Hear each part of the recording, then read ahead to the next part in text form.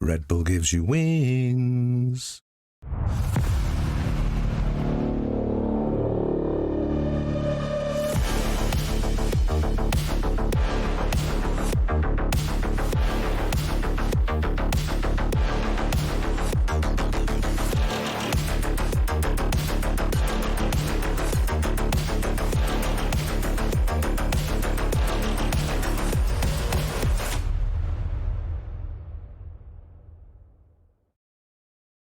The human body was built to move, not trapped at a desk in one singular posture for 12 hours a day.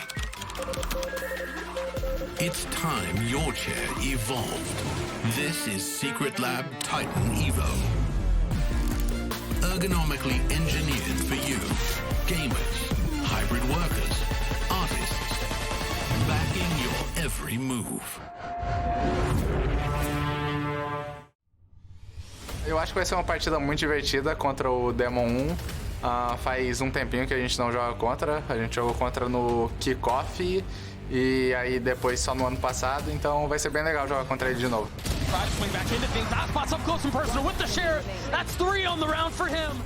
I think you guys should expect insane things from Demon 1 this year. He has been playing absolutely insane on his new role. Takes out Osboss again. No, he's on fire! Cara, com certeza o Demon é uma peça fundamental, jogador muito bom, já se provou também. Mas a gente tem um Aspas, né? Então, tipo, acho que não tem muito com o que se preocupar. I think the first time I played against Aspas was when I was on T1 and we played them in Shanghai.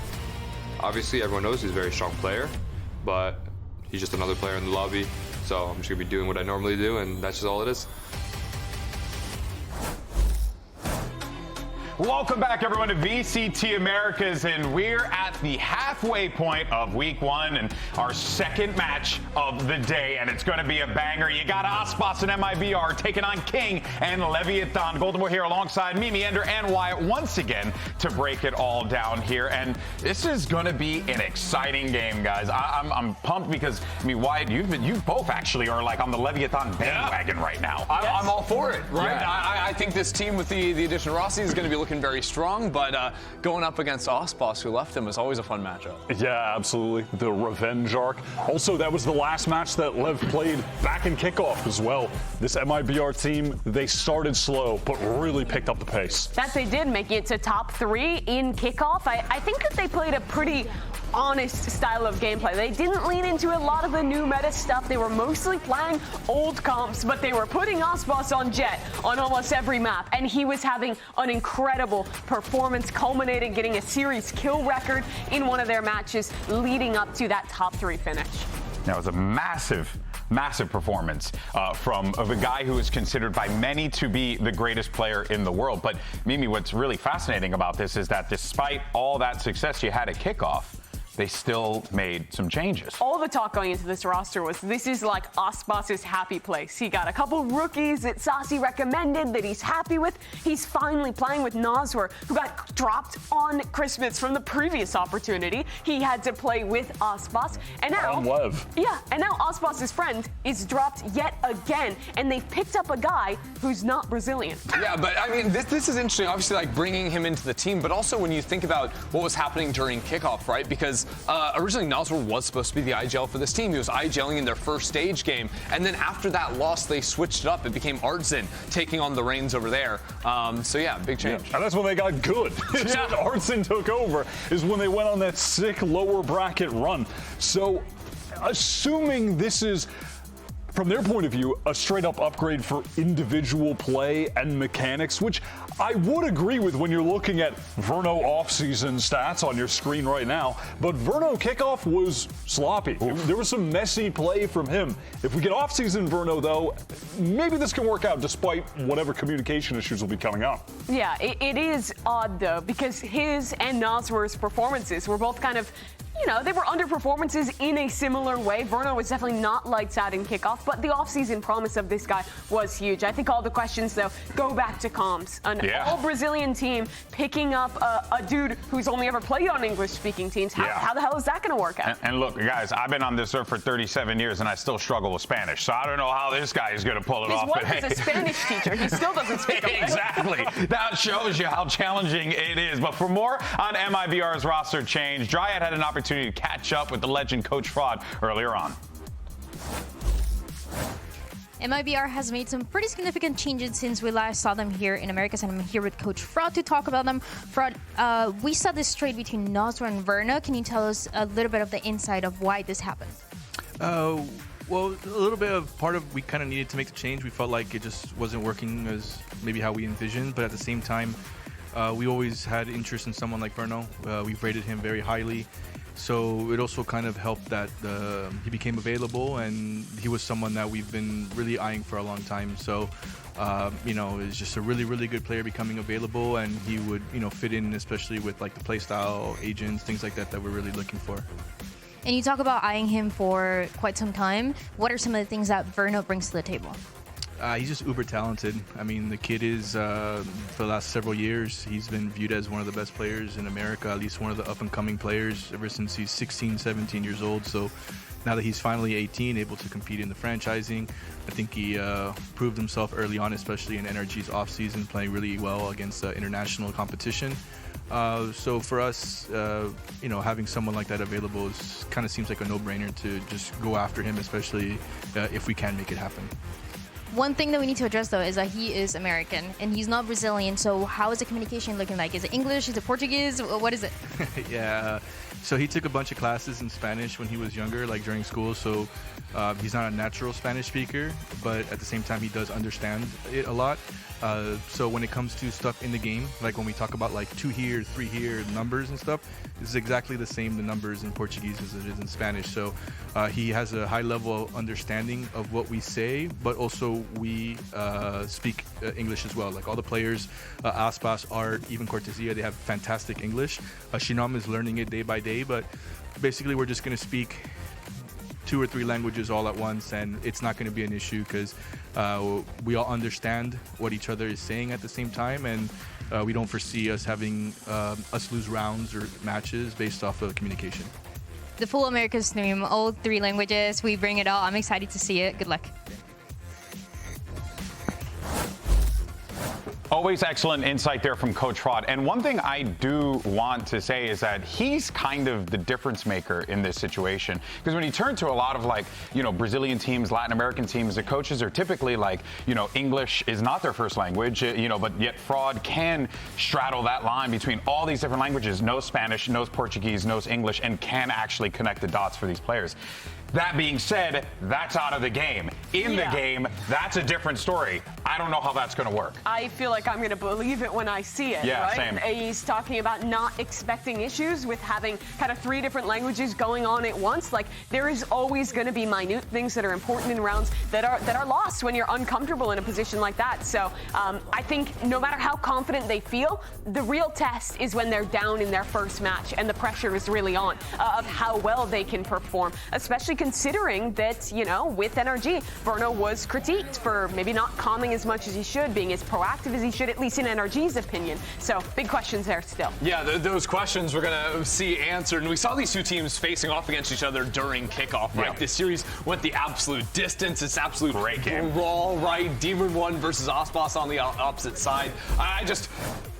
That series was so hyped. Like today, even with the roster changes, everything this series is going to be so good. Yeah, it is very, very awesome to see what this team can do moving forward. But of course, no matter what language you're speaking, doesn't matter if you're speaking English, Portuguese, Spanish, or Klingon, don't matter, because at the end of the day, Aspas is going to pound you no matter what. He's going to beat you up because he's so damn good. Dude, I want to see a VALORANT team calming in Klingon. That would go crazy. That'd be amazing. amazing, dude. I take it any day of the week. GB, you can coach. Yeah, I got it. I know a little bit of Klingon and Pig Latin. But in any case, though, yeah, we got Aspas here. And, I mean, look, you're talking about a team that Aspas is on. They're, like, contractually obligated to talk about Aspas. So who wants to take Do you actually know Pig Latin, though? A little bit. Can you toss the next thing in Pig Latin? Yeah. Just practice. Wyatt wants to talk. Shut up. Go, Wyatt, please. I mean, I suppose. I mean, what more can you say about this dude? He's the best in the game. He swapped over from the compression white turtleneck to the compression black turtleneck. Which could be, that's controversial. And he was wearing glasses. It's a new him. But that being said, much like the old him, he's still going to be one of the best players in the game. Like, this dude is just always the best. And I would like to see what Jajimo said in that interview reign true, that the best Jet players are playing Waylay. Yeah. If we get the random Aspas Waylay debut in match 1, I'm here for it. Now give me all that in Klingon. Never mind. Now, of course, his Leviathan roster had a good showing at kickoff despite losing some key players here as we switch over to their opponents on the other side of the field, Leviathan. And again, this is another one that it's like interesting, right, Andrew? Because this is similar-ish to MIBR in the situation they find themselves in, bringing in fresh blood, a little bit controversial. Your thoughts? Yeah, I mean, I think in terms of kickoff, it's a little bit different, right? Dropping to MIBR making it all the way to third. But yeah, in terms of bringing in the subs of probably two of the best players in the offseason, right? Like Verno and Rossi are the two guys that were like popping off and then finding themselves without a team in Rossi's case going into kickoff is shocking. Absolutely. I'm glad that this guy made it into the league. Again, everyone was so high on this guy, rightfully so, after his offseason performance. I think he's going to fit onto this LEV team like a glove. I really do. Just getting right in here, replacing the tank as a second initiator. Both him and Khan together, they cover all of the initiator agents that you want to be playing currently very well. Rossi's played a ton of Breach, which kind of then allows King to focus in on controller, play a lot of Omen, and that's a role where he individually gets to go off. Yeah, I really think that this roster is going to be a well-oiled machine. Yeah, and honestly, they were already not that bad. I think people really looked down on them after how early they dropped out, but it was kind of a fraudulent, like, early round exit. They lost to G2, second best team in the world, and to MIBR, who went on to top 3. And like you were mentioning, crazy close game there. It was OT. Yeah, this is already a competitive LEV, but I think now they've already made a clear upgrade, bringing in Rossi. Yeah, I tell you what, in the start of the show, these two with their Leviathan pick, they didn't have me. I wasn't sure. I didn't know what to do here.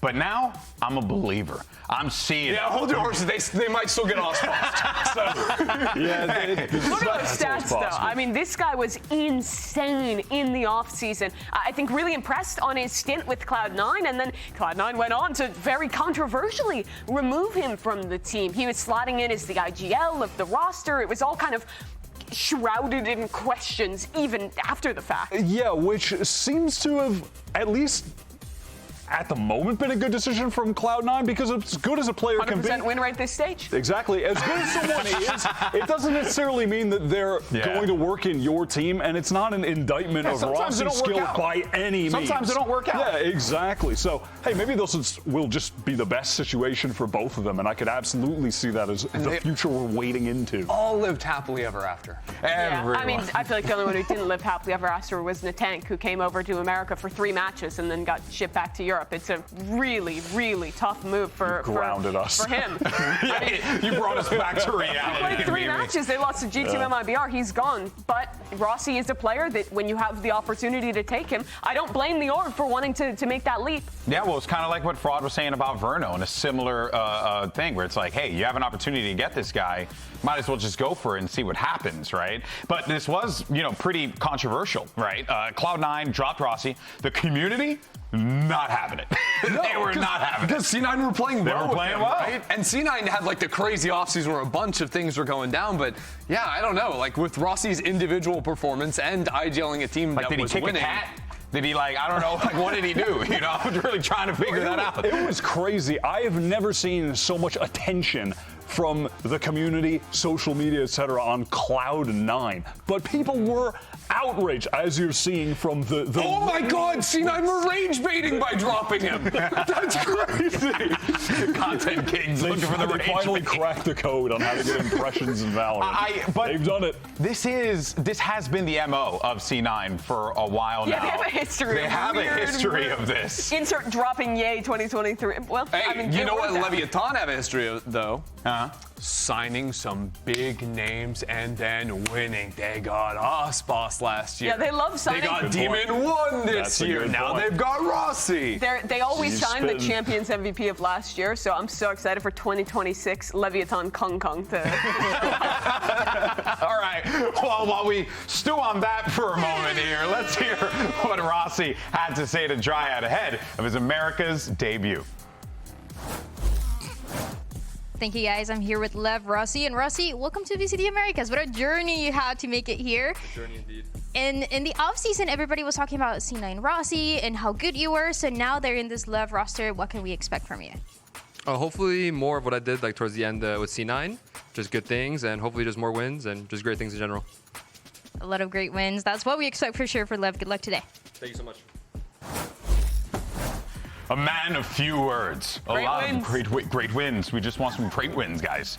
Hey, maybe it could happen. It's going to be a difficult game without a doubt. MIBR and Leviathan have met before, and well, we saw the results of that one in favor of MIBR. So King is going to be on the LEV side, looking to try and right a wrong as the longest member of this squad. And you know what? We were seeing King do his thing at Kickoff, Wyatt. Yeah. It was great to see that King back, the one at Lock-In that got up and told the world I have arrived. It's nice to see that guy back again. Absolutely. He was fantastic in Kickoff, and I love when this guy gets to play Omen.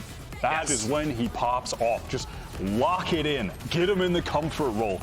He, despite having to do a lot of the calling for the team as well, it does not affect his individual play. That's the thing, right? I think King right next to Valorant is like the other like high fragging IGL here in Americas. And he's also the last remaining member of the original Leviathan that was showing up in 2022 to Copenhagen. To Copenhagen, Denmark, and to Istanbul, Turkey, and playing really well back then. It's no longer the all LATAM team it once was, but he's still holding things down for this squad. Yeah. He's developed into so much more of a leader since he was initially on this roster and proven to be so adept on a multitude of roles as well. It's great to see him putting up these performances now, like 3-4 years on from when we first saw him doing the same damn thing. Yeah, it really is impressive. And to see the players, you had noted, Mimi, that growth, not just as a leader, but as an individual in the server, has been really, really cool to see here. But he's got a lot of work ahead of him here, and he's going to need to bring in people like Rossi into the lineup here. And, well, we want to know a little bit more about how this whole thing worked out to begin with. So ahead of Leviathan Stage 1 debut, we spoke with Rossi about how he ended up on the roster. What the? After I got cut from C9, I had a couple offers from some teams, not Leviathan, and those quickly fell through just because it was such a short time, so I had to just wait after the kickoff. And Leviathan just wasn't happy with their performance, and that's all I know, truthfully. So they contacted me. They're like, hey, we want you to come here. And I asked, like, oh, do you want me to be like a player, IGL, anything like that? I said, I'm going to do it, whatever. They said, oh, they want me to be the IGL. So I said, all right, sounds good. And that was it. I tried out for I tried out for the team. They already knew they wanted me because, I mean, I'm a good player, and everyone knows that. So they just know that it's good, and they actually worked out seamlessly, and it's great. It's been great so far. Did I hear that right? That he's... I don't know. Yeah, I guess so. That he's IGLing? I guess so. That's what I heard. Yeah. Did you hear that? I heard that. That's what. Did you hear that? Did you hear that? I didn't hear anything. A little interesting. I mean, and they're also 3 for talking 1. about like Demon 1's new role, things like that. So Yeah. it seems like there's some significant changes outside of just a 1-for-1 swap. going on. It could also be a psyop. We don't know for sure. Shenanigans. I'm just saying here. All right, well, guys, look. If there's one thing I know about, it's quality facial hair. So the question that I got to ask everyone is, does Sure. a powerful stash help you win? Because I think Cortesia is making a case. Well, all right? I He's mean- making a case. Look at that stash. It's gorgeous. Look I at those won- eyebrows. Absolutely bushy. I won 3 ranked games in a row with Bren last night, so. Are those the first 3 games you've ever won with Bren? Yes, actually. I've never won a ranked game with him. Were you playing with Sideshow as he was in-team with Waylay? We weren't playing with Sideshow. We were playing with Dryad, who only plays Reyna, and Reyna was disabled, but she was still great. Okay, great. That's totally off topic. Cortesia, though. When we did our time capsule at the beginning of the year, I put this guy in as my predicted Rookie of the Year by the end. And he had a bit of a rocky start at the beginning of Kickoff, as did MIBR. But when they made that leadership change, putting Artson in the role instead, I think he really found himself in the lower bracket and was delivering on the promise that he made in the offseason of being one of the best up-and-comers in Americas. And I think that was a very reasonable pick for the Rookie of the Year. And I think that after Kickoff, he was good in Kickoff, no doubt, but I think he has a lot more to show still. I think he can continue to really elevate his play from there. What about you, Ender? What do you think as you try to keep the mustache betwixt your lips and your nose? On this, so I can't really move my mouth. We do want to let everyone know, by the way, part of the reason why Ender's wearing a ridiculous and bad-looking mustache is because we have a little bit of a delay on the stage here, and then once we get that all sorted, we'll be sending it out there, bring out the players, do the whole shebang. You know the deal, folks. You've watched this show a few times, so we got you covered, and once we move forward, we're going to be doing just that. But for now, though, let's actually go back to one of the greatest of all time here. We got Aspas to hear what he has to say about his new teammate, Verno. My thoughts on Verno, for now, from what I saw, he's a really, really good player. He talks a lot in-game and out-game as well. The guy is just very good at the game, and he talks a lot. He communicates everything. He does some good mid-rounds calls, those stuff. Out-game, he talks a lot as well, so I'm just very happy with him. What we just ran a video yesterday that said the opposite of what was just said right now. What is the truth, people? I'm being gaslit. That high school Spanish. It turns out he actually didn't speak English this whole time. He is just fluent in Spanish, and that's why if Finesse had been calling in Spanish or Portuguese on NRG, it could have been a different outcome, let's just say. I will definitely say that whole thing was very interesting. Both of the shots that we just played have illuminated us to facts we did not previously know. We really did. And I appreciate that. Ender, I'm just not even going to bother. I appreciate a good fact as well. All right, guys, as we had mentioned before, a little bit of a delay, but do not sweat it. We're going to be right back with the game in just a little bit, and we'll see you on the other side. What is this?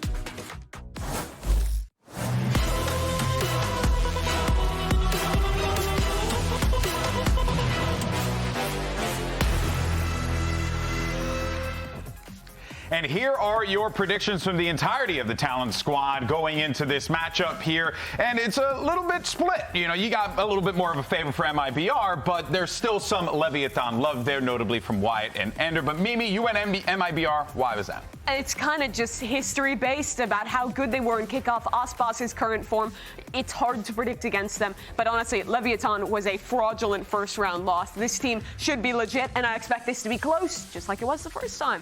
Is it a number one in the group, Wyatt? Yes, that is my bold prediction, is that LEV are going to be number Get one me in in there. the group. I agree. That's where I'm at with it. And I think MIBR will continue to be very good.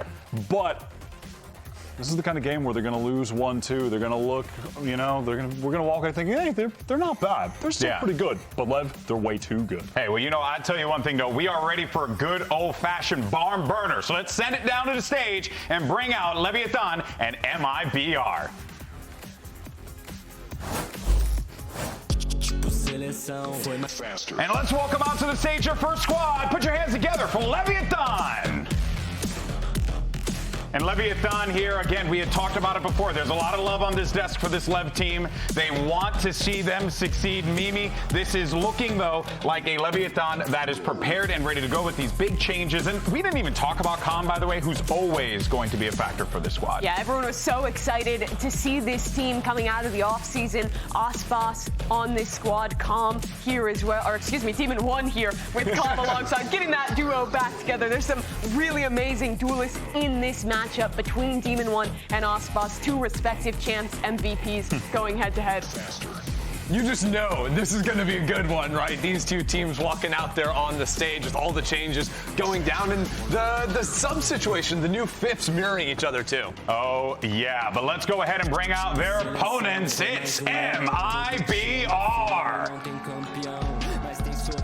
And out first, though, is the new pickup of Verno leading the charge for the squad. And we'll, of course, see how this play. Well, actually, I stand corrected. Aspas was first. The camera showed me Verno first. Of course. You got to make way for him. But the thing that excites me about this team, guys, is what we saw from them at Kickoff. It was great. I want to see more of that, and I cannot wait to see what they iterated on during the break-off. Yeah, after their, disappointing first match of Kickoff, the rookies really stepped up, came into their own on the big stage. It felt like they were able to, wipe off all those early nerves and really be a heavy contender. Yeah, I'm excited to see how Cortesia has developed. At the end of playoffs, Shannon was really starting to show out with the team, but the intrigue is still around Verno. And how interesting the takes on him from the team are, what we heard before this game versus what we've heard from NRG. Where is he going to land? How good will he be? Two maps out of Back to the Pool. We're going to see them both in this series layout. Icebox, the choice of MIBR here, and this has historically been one of Aspas' most dominant maps, right there alongside Ascent. Well, the thing is, Leviathan were so good at Icebox last year, and it was because of Aspas. This was a map they wanted to go into all the time, so MIBR on the other side. It's no surprise. Back then, they were playing Harbor Viper. Teams were still playing Sage, but there's new agents, new changes to old agents as well. So there's a question of, are teams willing to try something different on Icebox? We've seen Yoru there in the past. We've seen Harbor there in the past. There's a ton of options there. I feel like we're going to see more of the same from MIBR, I'm going to be honest. They were doing that all Kickoff. Yeah, and I think that's going to be a map where that continues to be the case because, as you said, Aspas there, it's just historically been so good, and it's not broken yet. There's no repairs necessary at the moment. Could you maybe just keep running it? Substitute Waylay for Jet? I mean, that's what John said. On Icebox. That's John totally said chill. that the best Jets are playing it. So Any jet map, you can sub in Waylay. You're giving up some of the offing for like a slightly better dive on attack. All right, well, it gets locked in there. King on the Yoru here. Okay. Wow, King Just on the Yoru, Demon 1 on the Omen. Yeah, taking the G2 comp here, but this must be that role change they're talking about. Well, honestly, though, what I remember from Kickoff was like the one map Demon 1 was on the Brimstone. It was one of his best maps, like outperforming his duelist sometimes. I'm so here for King not having the IGL. Rossi picks it up and he can just go crazy on duelist. I'm down for it. And now we have MIBR finally going a bit more meta with the Tahoe Breach. Well, folks, let's see how it all shakes out and head into our game. We're going to send it over to your casters, the distinguished duo of Riv and Vansili. Valorant. Oh, we got a great game coming up ahead for our second one on the day here. MIBR versus Leviathan. And there's a lot of history for all these players here, but what's in front of us now? All this newness, new players, new squads, new agents for who's in the squad is going to be awesome to see. I don't really care about this rematch thing from Kickoff between these two teams anymore. I just want to focus on the roles of Leviathan and also the head-to-heads. Because now you don't have this Demon 1 versus Aspas anymore. King comes back as a duelist goes from playing a long time ago. The IGL role is going on to Rossi at this point. Yeah. There's been so many changes going into Leviathan's camp into this game. A very interesting one that we have to look forward into watching the first map on Split. As for MIBR, though, we haven't had a chance to talk about even Verno yet. And we will very soon because the action's already in and the contact's already there. Right out the gate. Just a few seconds into the round now, we already see this battle towards mid, trying to get out. They get the salvo into vents, and Rossi finds himself down, so that it gets a little quieter here with the comms down, but Comm Demon 1 still up, looking to play site and site to call each other over as MIBR. They can pretty much just walk in wherever they want now as a death ball. Tried it as a walk down contact for Leviathan to start, and they were matched up by a lot of util to oppose from MIBR as well as the swings out. So now that MIBR comes out on top, though, you see how the defense is kind of thinned out from Leviathan. You have no choice but to play a 1-1 scenario on both sides, and one has to be risky. So thankfully, Comm is actually finding out that the push is coming in from A into A, and Demon 1 could potentially be ready to stall for a bit because of this paranoia, or thanks to this paranoia, and maybe they could get something done. I'm about to throw a smoke at least for a delay. And he's going to find out real fast. It'll be a good high ground here coming in for Comm. So if Demon 1 can stay alive a little bit longer, runs right to elbow, gets one. That's a second for Comm. You called it. They just delay enough, and that's going to be the drop in. Cortezia does find Comm. They almost lose everyone. But it is going to be MIBR picking up round 1. That is definitely a try and a half on that 2 versus 4 from Leviathan. Comm and Demon 1 fighting each other again from the EG roster. So they do have that chemistry to almost pull this through. But towards the end, you know that this is going to be a very interesting game between these two teams, because you're looking over at this series. You're starting off at least with Split that they've already played against each other during kickoff that went into this crazy overtime. I think like a 16-14 overall score towards the end. It was also very explosive, but it was also a different look. MIBR played this double duelist, but now they still want to leverage on utility. And utility starts for MIBR, trying to take control of middle once again, and Leviathan knows a little bit better to fall back and just try to play delay if they can. They'll have the lurk over towards A, see if they can take heaven here from the side of MIBR. A nice push in by Aspas, just kind of seeming fearless as they insert one. That's nice. They read That's that nice. Bit. They read it. They drop down. Still gets it. So great retaliation, great understanding. Both sides needed to have a little bit of a protocol there once Vent was taken, but also they had to get out safely as MIBR turn their way over towards B heaven. This lurk still is huge from Cortezia. Lev's gonna have to worry about that now for the rest of the match as they look to do just a little bit of scratch damage at the end of the round. And a nice try at least for for Leviathan on the eco. Just try to find a timing to fault line, do a trap play. Aspas was able to dance around from left and right on the different salvos that were exploding to stay alive and win that fight also on top of Rossi. So you definitely could see from the new IGL out of Leviathan having a strong understanding of how the Americas players try to develop here their fundamentals or the strategies or the macros to work the map. They almost caught Aspas, did some decent damage on the side of the defense, but the bonus for MIBR is quite strong. Lots of rifles in their side, and they continue with this conditioning of working up towards middle.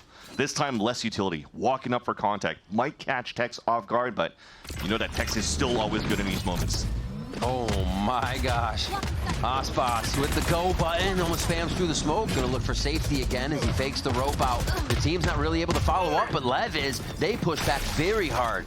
Tex and Demon 1 collecting a few of their own kills here as they have a great hold and an understanding of MIBR's strat on this round. That was such a fast rotate. There's already 5 players within the site of B here.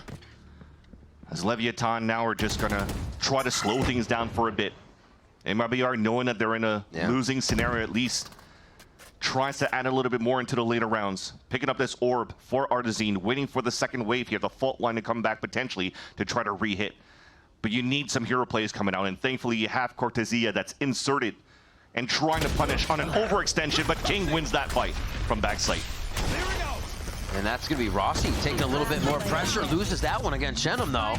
5 HP, a lot to ask here.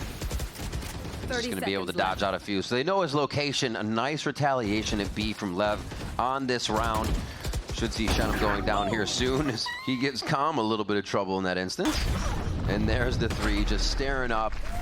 LEV strike back here on the bonus round, and they keep quite a few alive. You already saw from Leviathan some great reactions. Again, Tex being the first contact and dodges all that util for the B heaven right away. And as soon as he does that, look at the retaliation coming back from Leviathan. Easy for them to put the salvos down to prevent the flood, the aggression out of MIBR towards this B site. And they already had the fast stack up towards B. So a great call, a great read at the very beginning. A great call indeed. You saw the patience here from LEV. There was a lot of action, and they were like, wait, we don't need to pressure. MIBR we're looking to fight too. here, Riv. We're looking to fight potentially towards A main. Salvo's fault line that does force the hand of just Aspas, and forward goes one, so they kind of trade spaces on that. And Demon 1 goes down. Demon 1 playing controller, but still like a duelist. Yeah. Unfortunately, couldn't get one. And didn't do that much damage onto MIBR. But that said, though, at least they have the understanding that most of the team on the attack was stacked up on this side over A. So there's an opportunity to now push, gain a little bit more space. And you already see the insert of King. There's no TP for him to go back, so he's pretty much on a one and done, unless he wants to say, okay, there's a minute left. The salvos and the fault line should come back up. Maybe I should start falling back. But it doesn't seem to be the case. Oh, what a risky spot. Little one and done. Almost gets a collide on that second, but they have a nice far swing. Inside sight already, however. Rossi and Tex want to take position right near each other on the bottom side of the site. They do not want to give up any ground here. Cortesia lurk here on the 1v1. Always lurking. We saw it at A. Now we'll see it towards mid. How much of a kingpin is he going to be? Takes out Calm from the top side. Rossi has to look up, and that's when Shenum peaks. The teamwork is beautiful from MIBR in the take. Continues to be very nice, very calm for MIBR in these calls. The fact that they already took down Demon 1 and already met with so much opposition in terms of utility on the A side, they get the pick onto King on B. Technically, you should know that it's an open site. You want to tempo up and rush, but they still wait. They tried to delay long enough here to give that perfect timing for Cortesia to come in from top mid and get that backs up onto Calm. So very, very nicely ironed out. Yeah. On the scaling coming out from MIBR. The speed at which we see LEV just feeling comfortable to get into, MIBR get into sight and say, no, this is ours, is pretty incredible right now. Hello. King using that gate crash to get a lot of early info and attack on, but that's a far rotation back over as MIBR now has full control of ramp. Calm down for a bit, but we'll get free orbs now for MIBR. Quite easy to step away. A little bit of one-on-one there, spikes down, but should be able to get picked up now for MIBR. Aspas one away. Cosmic Divide is up if they want to get that top side of sight blocked off and run in pretty clean. And just see everybody towards screens here for Leviathan, taking more of a defensive position. As MIBR, it's the second time they've hit a site and really started to work the map again. We saw it on pistol round because of the chaos, but now we see it here on a gun round too. In MIBR style, you can see that it's still rather explosive, just like it was when they were playing this Jet and Raze previously during kickoff, but this time it's just waiting off the refresh of util. A different approach, but still quite aggressive with the Tejo and the Breach. This time the walk contact makes sense. You don't have any drone left for MIBR, and you're just going to play like a pack. And it's perfect. They read correctly into an open B site. It'll be a nice little plant, and now for Leviathan, you just try to rotate across, and seeing that a lot of these players are already up and very close to the ults, I wouldn't be opposed to Leviathan wanting to push in and look for some exit kills. Keep the economy low on the side of MIBR and try to fight back, but seems towards the end of the day, Leviathan will try to just survive for now and just die to spike.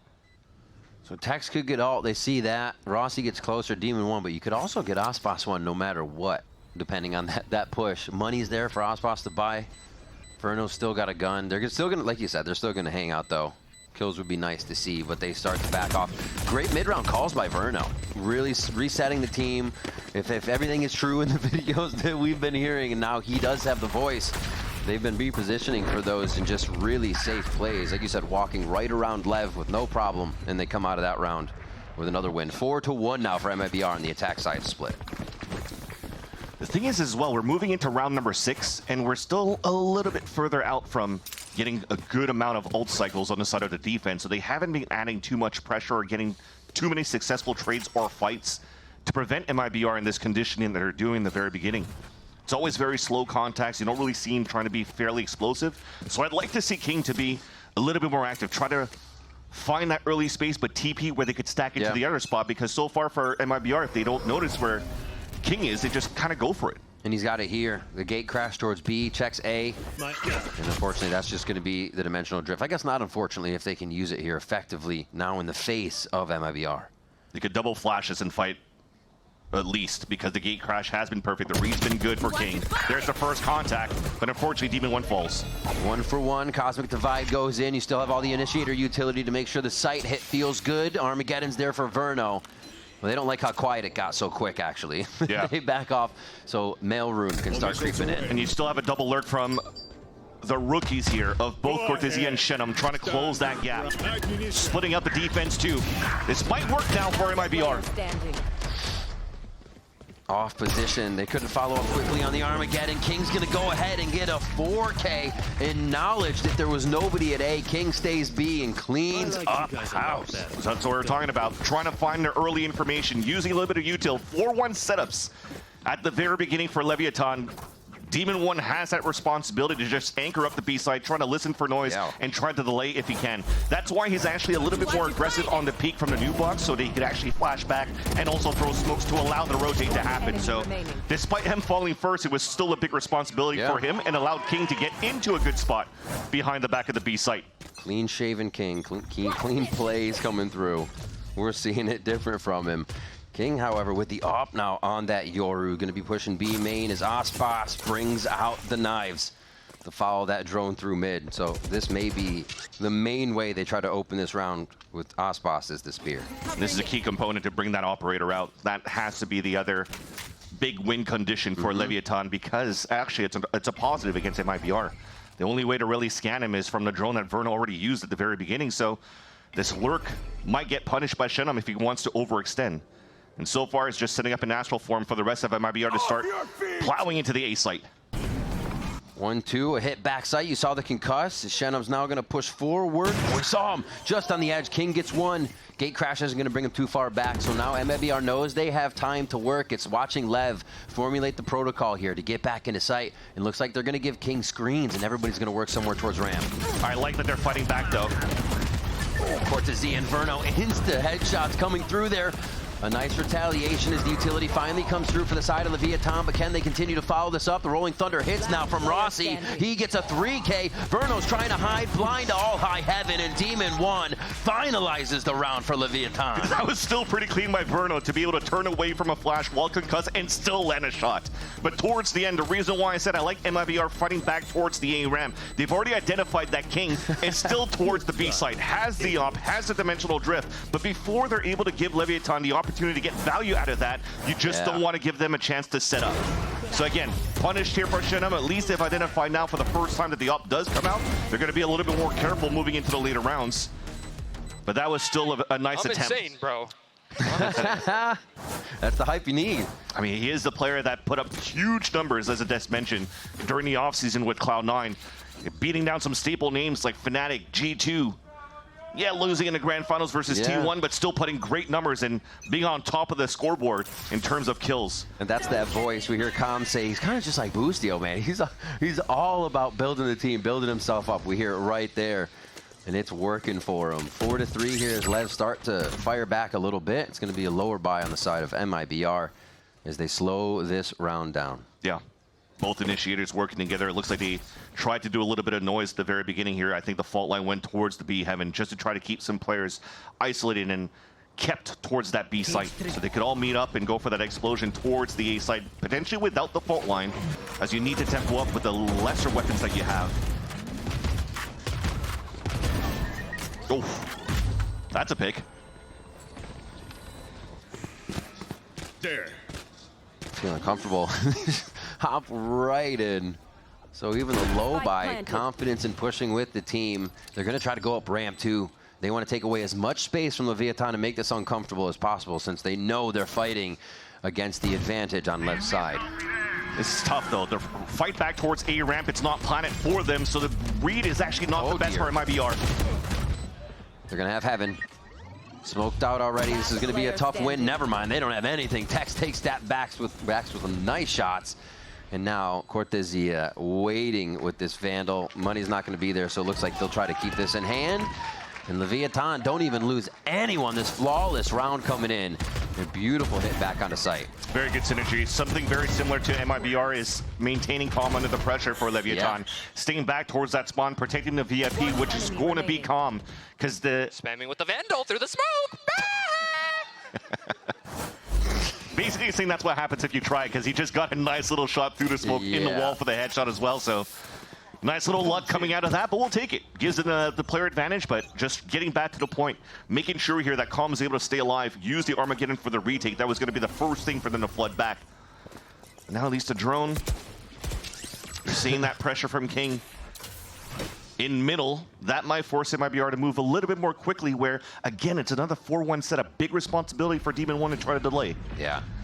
Plays the smoke for a bit, but plays his life once it goes away. Very smart. They back up to more anchor positions onto A. Lev, very good at having everybody ready for these site takes. Demon 1 wants to peek out. He almost finds the back of one, but Cortesia is able to capture that one before and get the first blood for the side of Lev. That's tough to do. Or side of MIBR. They're still trying to do that crossfire setup, but it's an op with a rifle. King comes out of it with 2 HP, has to TP out, and kind of leaves Demon 1 out on an island. Not his fault, and this is going to make the retake even harder. Yeah. Trying to retake with a 2 HP op. Crossfire's already set up. Screens pushing in now. They're kind of creating that ramp distraction, but it looks like MIBR has their eyes ready, set on the prize. 10 HP for Artson, though. This is a tough task to ask. Shenum now just out of position. The rest of the team on ramp. Like you said, it's going to be tough. Lev now has the sight, and they flip the script on this. Calm with a 3K. No time. That's no defuse, though. Nice delay. Great job by MIBR. Even though they're continuing to lose the team, they're finding a way to take the round. And Lev now, they're starting to understand, too, the re-wrap of MIBR on the top of the A ramp. So I love that Calm didn't drop down into the site with everybody else, so he can watch that play. Got 2 beautiful kills out of that, but Leviathan's still a little bit too slow on that retake. Again, because of the op. If maybe King got that first pick onto, I think it was Cortesia there, down towards the orb, maybe that would have changed the tempo. But now you talk about good delays coming out from the side of MIBR, too. It continues to be very close and back and forth, just like when they played in Split the last time during kickoff. And now conditioning towards A. After these last few rounds, looks like MIBR wants to test their hand at B.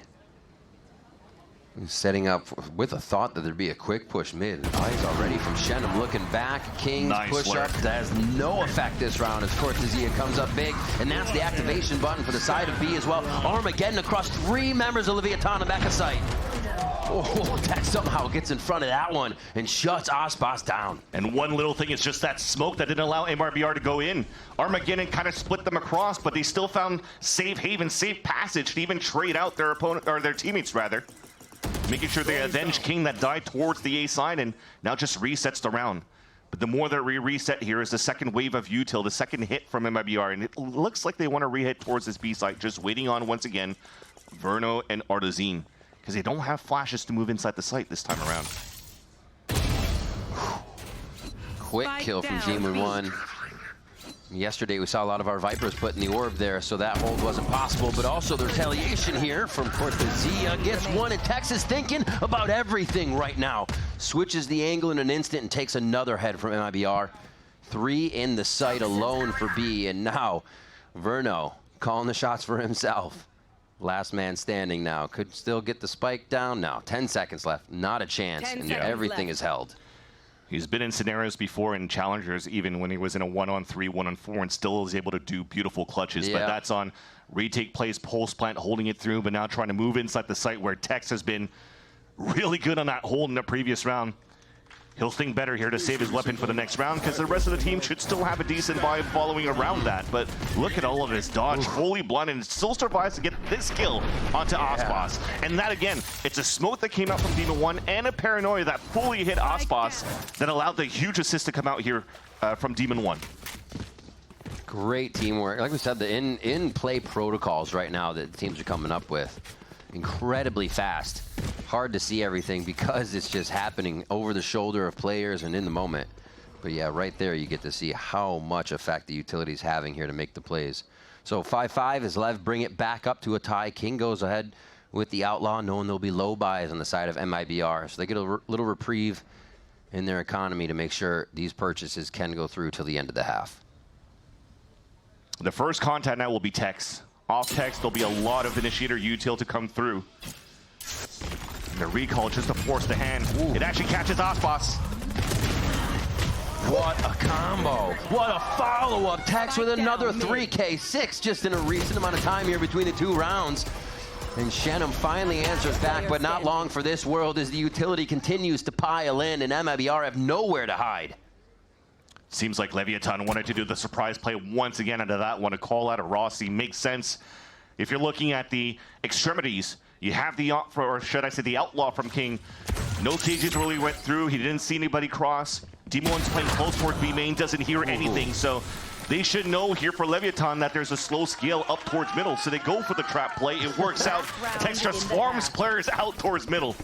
And now Leviathan take the lead. Rossi's holding his hand. I was like, Tex, all right, calm down, calm down. You're going to check your PC soon. But just follow. I think what Lev identified, Vance, is there any time that they got early info from King peeking, then a gate crash, they push back. Dance, let me see you twirl. Wait, is that your bestie? I ice both of y'all like Gretzky. Never mind, I was wrong. That wasn't the combo. They were singing. Yeah. So, yeah, being able to identify early aggression, just get in the face of MIBR. And that's the thing. Has crushed them. Trying to find him before the refresh of the util, but not this time around. Cortezia's watching that push.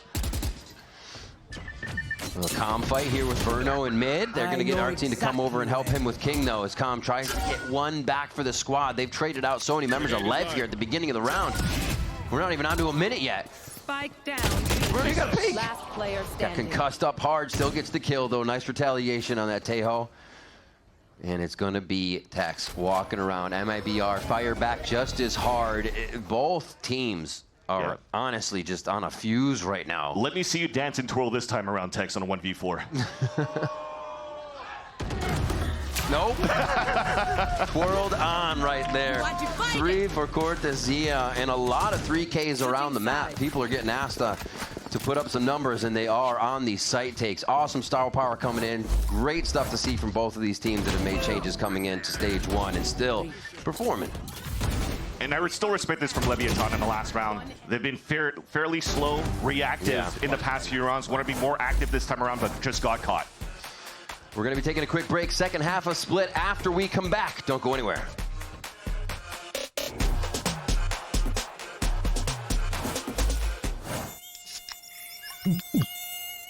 Oh.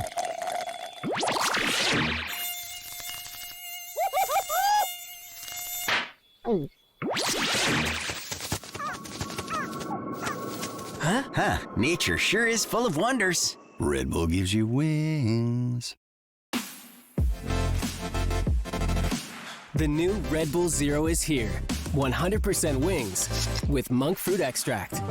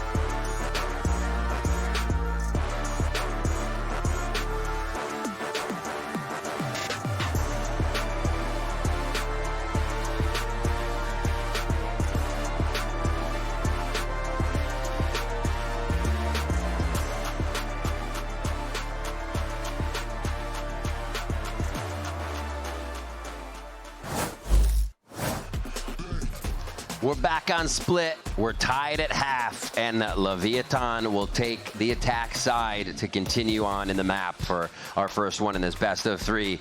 Rossi, we've seen hyping up the team on one side. Verno's had the mid-round calls. We're all equal here as we head in. One thing to remember here for MIBR is they have been really... It's really painful to play against a team like MIBR when they're playing a defense, especially when you see Arzine with Judges, Bucky's playing the mid side and doesn't really give a chance here for the attack to get mid control. That's why looking at this round, Leviathan all grouped up towards B main and just looking to pop at the very beginning, trying to see what util is being answered back here on the side of MIBR. At least they pull out the drone. Drone back. Drone for drone. Gate crash destroyed. Looks like it's going to be a re-hit, though. Little reset, re-hit. Make sure they clear the backside. Oh, Shenham in that spot gets hit by the salvos right away. And they're going to have this wall to work with. A quick flash through. That's going to be King looking for one. He is traded. Very fast flicks coming through on both sides. And oh, my word. Rack him up for MIBR. Com's going to get finished in the corner here. And it's going to be a double swing. Little work here from Cortezia and Aspas. And they lock in pistol round. And the re-hit started off so well for Leviathan, because when they first tried to get site control and fake the B site, they only used the fault line.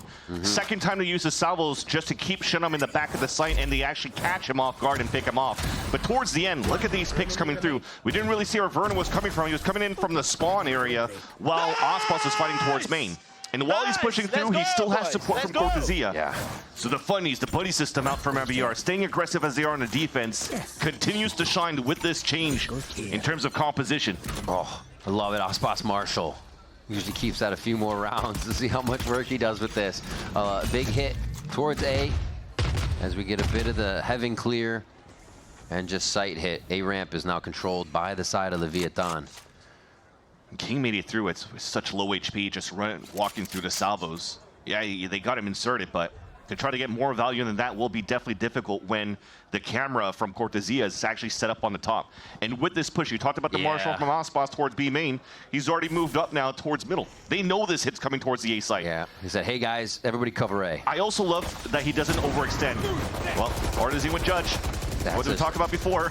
Double in one. What does he have? Slugs in that thing? Good lord! 4 for RZ coming through. Cortezia with the medium to long range stinger headshot. Yeah, pick up that Judge.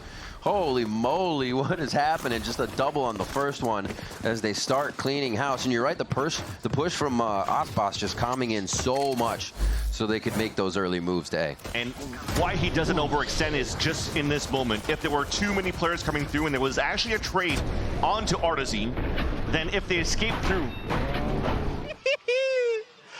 I'm so good at this game, bro! Judge against Classic, I'd feel like a god as well. But yeah, just what they're able to do in case it was a fallback towards top vent. We'll hold that thought. There's an attempt to take control towards B main. A push forward as well. Oh, cover it. They're trying to help out Demon One. It's a scatter. It's chaos here in B main with the salvos trying to be ducked and dodged, and they finally get a few kills through. It does leave Lev worse for wear on that one. And Aspas again with this Marshall still trying to hold up and finish off with some sheriff shots if it does get a tag. The main goal is still B though. Hit him for the 101 right into chest, so Tex has to fall back. So that's no more alert capabilities out for Leviathan. They probably have to regroup at this point, but looks like MIBR potentially wanted to keep fighting. Oh, they're trying to bait it through again. I mean, who cares? He's going to win this fight. Again, he's so good at this game. All right, pushing around now is Tex. Doing what he can. 49 HP. Watch out, Arts and Sniper Judge here. They're just going to let him hold it. Oh, with the Vandal. 4K in. This is amazing to see from Arzine as well. Yes, it's some Judge plays, whatnot, but it's just him IGLing. Remember, this roster change coming out from MIBR is they pulled out Noswer to put Verno in. But it was already a responsibility of Arzine that started the IGLing role after, what, the first series of Kickoff. And when you look at his trajectory of what he did in terms of roles since joining MIBR, He went from Duelist to Sentinels in played 2024, and now went into the Flex role at the end of 2024, and now he's going into Flex and Duelist whenever he needs to in 2025. So yeah, being very cerebral right now, having a deep understanding of so many roles within Valorant allows for him to have such a great understanding of this game and great calls as an IGL. And you have him as well, fragging out of his mind some games. He can be the star player, a player like that to also help train up Cortezia and Shenum as new rookies on the team who were very moldable but already in their own rights. Amazing. Like, it works out so well. And you bring Verno in, who's supposed to be that voice like you were saying. So yeah, there's so much to work with, and we're seeing the crew that's been there for a while still doing great. And right now, if you're looking even at the results of this map, 9-6 for MIBR, and it's actually even the rookies that are stepping up, mainly Cortezia on his lurks, on moving in with the team. Aspas, Leviathan's has been doing a good job, kind of like shutting him down, not giving you too much value of what he could take on the attack side. But now on the defense, you're starting to see it. He's able to block down some good lanes. Artisan's covering middle every single time. And if you're going to run into this A site, look at that setup. Double trips towards middle. They don't really need to care for middle because they trust Artisan with what he could bring with his util and also his judge/rifling. Push towards mid. A lot of util use here, so expect this one to get quiet unless the site hit proceeds right after this engage towards mid. The shotguns are getting a lot of love this game. King comes up. Because that allows for you to pick up a rifle left behind by Verno. They're faking the drop as well. And I love this. You're jumping inside the vents, you're picking up the weapons. But unfortunately, I was going to say, maybe they could try to insert a late hit towards the B site. But the early drone coming out here from Calm maybe gives the MIBR the indication that he might re-hit back into the B site into a split. So Artisan will be ready for this. The flash a little late. They thought they could encroach a little bit more on that tri-peak before hitting. Artson says, get away. We don't really have the positioning to hit, so a rolling thunder mid-round will slow down Lev, but that may make them even more hungry for this B site. Almost felt like they were trying to go for some sort of a double pump. Yeah. The fake towards the B site, the pressure and lurk from A. They salvo towards A, try to sell it, but now they try to take it. That positioning right now by Tex is so good. Creeping around, looks like he made it around that trip in site 2. They have to check towards the A ramp though. Shenum's in a great spot to surprise some players, and there's only 13 seconds left. Boom. Spikes down. 2. A third one. The shotgun's not going to happen as he tries to hopscotch around the wall. Demon 1 can't make it count, and he knows that Tex is there. We talked about the rookies just a second ago. Now Shenum steps up with a 4K. And that's, again, some great understanding and individual play from Shenum. The idea for Leviathan in the pause at the mid-round was just trying to get players inserted. So yeah, even if they had the drone coming in towards the B site and the fake towards A, it's just to try to get value out of Tex that was lurking up. He did get the entry towards the A site. They thought it was clear, but it never cleared back towards the A ramp, where Shenum knew that the hit potential was going to come back towards from heaven because of the initial pressure that came out from Leviathan. So very nicely done. Making sure that there's no thrifty that came out of Leviathan from the previous round. Nasvas's Marshall has now turned into an operator. It's grown up. Enough kills came in. It just has the big one now. The evolution. So now that's back B. They can really focus on the rest of the map. This fight is something perfect now, but King slaps down Verno right away. They continue to take that vent area just ruthlessly. Artisan, with how he's playing so far, quite okay for him to peek to try to get an info and potentially isolate a 1v1. But now that you still have King inserted into this middle with the ult, it will definitely help them get great information moving into the B site. Spotted the op and they still want to go into it, which is fine. Yeah, I was going to say they can dimensional drift right up there. Aspas might be forced to play a little bit more of an anchor position, get them to safety. The team should follow this in. Demon 1 smoking from the back. He'll be somewhat of the lurk on this towards mid as they start to plant in B site. When they do, a Cosmic Divide's available for Shenum. Full kit for Artisan as well on the top of middle because he was never pressured. There's a late lurk coming out from Demon 1 though. This might be the key piece that allows for them to win the round. Ooh.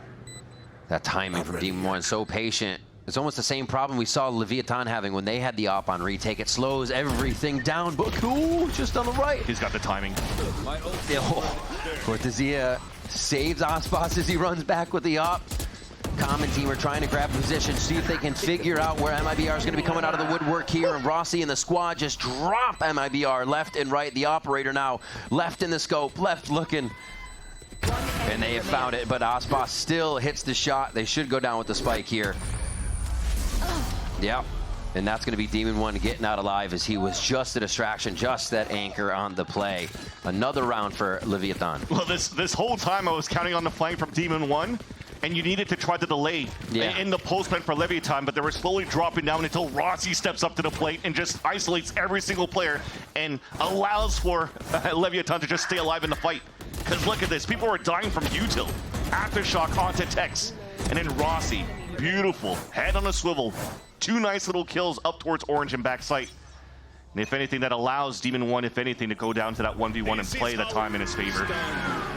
I think that's one of the things that impressed a lot of people, Vans, was that, you know, Rossi goes from team to team and he's still able to put up even mid to top frag in games. Fast here as they're trying off the Armageddon to split towards his B site. Okay, I thought he was shooting blaze for a second. He was even drawing a beautiful picture of someone on the wall. 10-7, we're seeing this round be very aggressive here as teams are trying to equal it out. Leviathan now brings it to 3v3 in the middle of the round. The operator still alive over towards A, and this leaves MIBR in a tough spot at B, but they make the odds a little bit better. Cameron's watching towards Orange, but the cage comes up that may allow Colin to pick this through. And again, it's up to him and Demon One. But even if they try to reset, move back towards the B side, they know to set up, at least for Cortezia, is towards the B side. So if they avoid it and try to go towards A, it's into the op. Very difficult scenario for the last 2 players of Leviathan.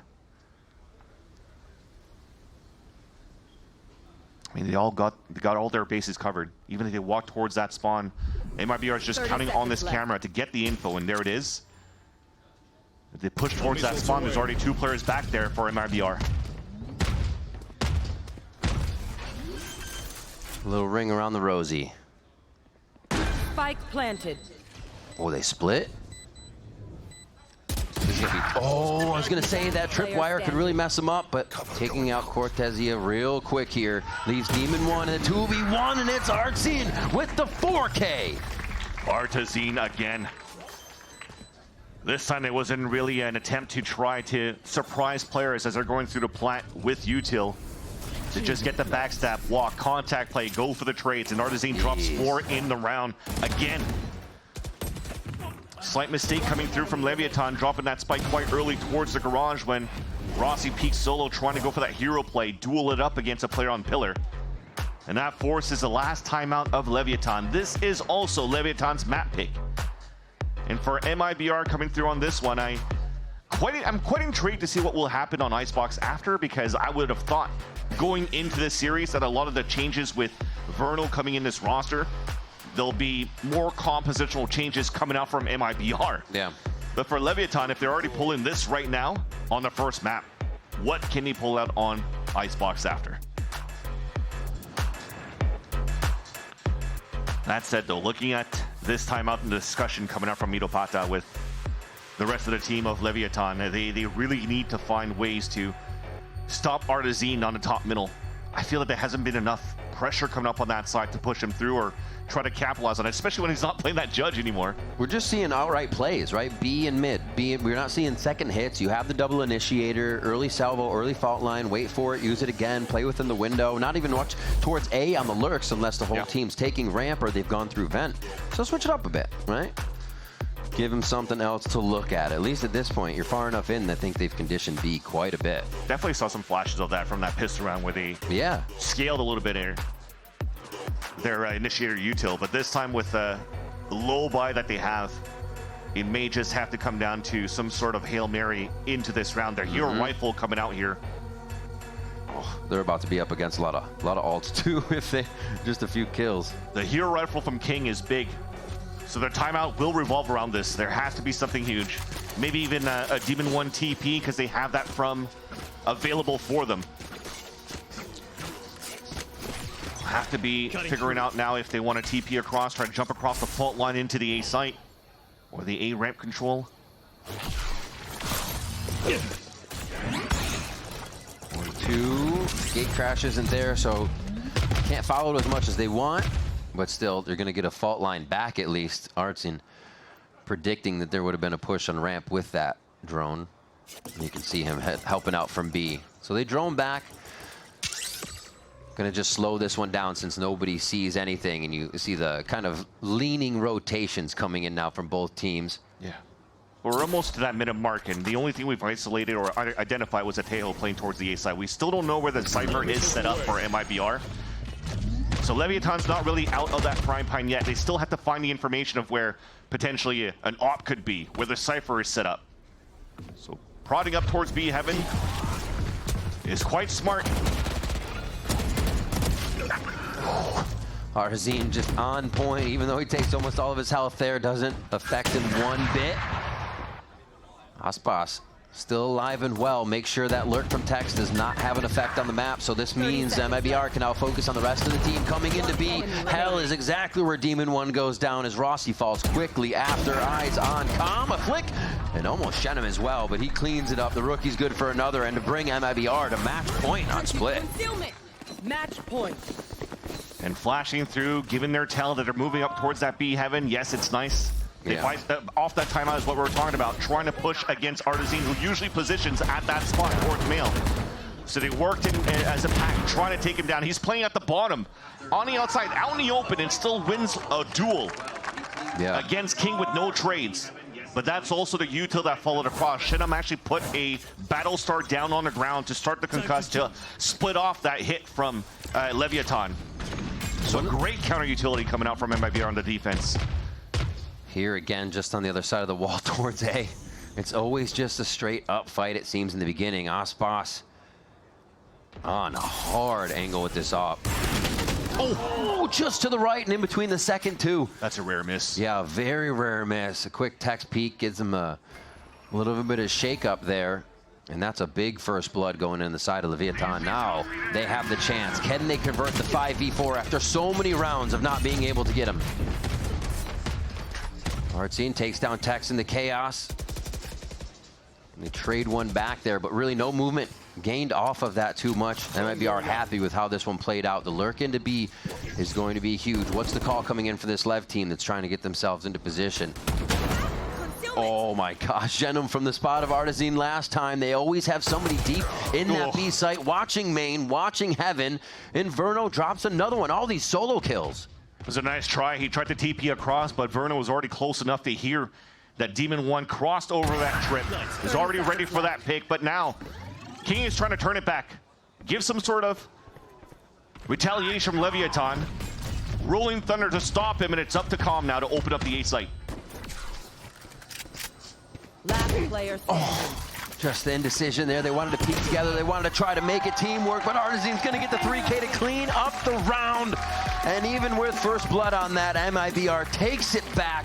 And from game point, they take split 13-7. You're going to have to start understanding here that MIBR on split is definitely a strong team. Artesian finishing on the top of the scoreboard and very, very difficult to deal against him. Anywhere he plays, such a good anchor, such great utility coming out from MIBR to answer back onto anything that Leviathan was trying to pull out here on their attack side. I think we're seeing from this MIBR team too. Well, it's one game. It didn't need to be an Aspas show. That was a team show from MIBR. And when Aspas needed the hits, he got hits. But the rest of the team, Artsy, Shenham, Cortezia, beautiful 3Ks, 4Ks throughout the map. King too. Crazy, or not, sorry, Verno too. For them to get so many multi-kills so far, it also shows that potentially Leviathan were not as coordinated, moved together to go for these instant trades. So for them to try out with this composition, it was a nice try to have King back into a duelist role that he hasn't played since 2023, comes out with the Yoru, but it definitely didn't shake up MIBR and what they wanted to approach in this game. All right, we'll be stepping away, but when we come back, GB and the crew will break down map number 1.